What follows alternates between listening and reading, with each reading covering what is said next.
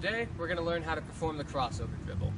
The crossover is an open skill, which means it can be used in a variety of scenarios with defenders on you or off you.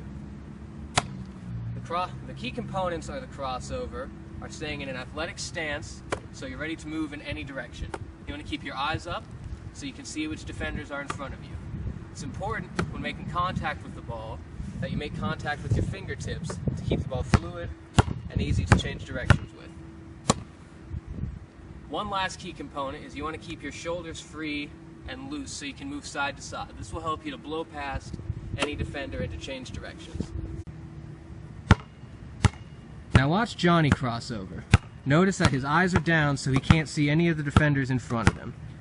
He also his body is stiff and he's not ready to move side to side. Johnny right now is not performing a good crossover. Notice how Johnny's knees are not bent at all.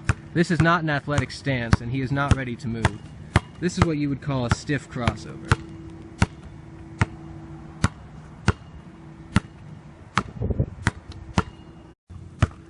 From this angle, you can see that Johnny is not in an athletic stance and that his back is stiff. You'll notice his head is down and not seeing any defenders in front of him. With his legs stiff, he's not ready to move side to side and his crossover is easily stolen. One final thing that you may notice about Johnny's crossover is that it is entirely too low. He's keeping it at knee height instead of waist height. With this height, it will be hard for him to blow by any defenders and to move. Now when Johnny crosses over, he's in an athletic stance and he's ready to move. You'll notice his eyes are up so he can see any defender in front of him. He's keeping the ball at a waist height so it's easy to access, yet still close into his body. Right now, Johnny is ready to move in any direction and to change direction. This will help him to get around defenders. From this angle, you can see that Johnny is in a proper athletic stance. His knees are bent and his back is arched. His eyes are up and he's ready to go in any direction.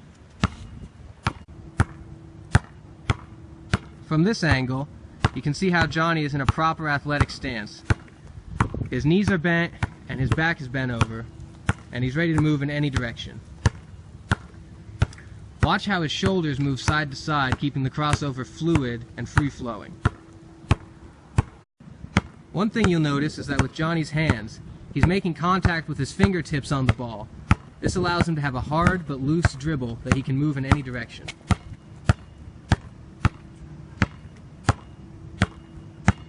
So there you have it. You can see the differences between a crossover with poor form and a crossover with good form. To wrap up, it's important to note that you want to stay in an athletic stance with your eyes up. At all times, you want to make fingertip contact with the ball and have a free-flowing motion. You're moving side to side, and you're ready to move in any direction. You can use this to change direction or to blow past a defender.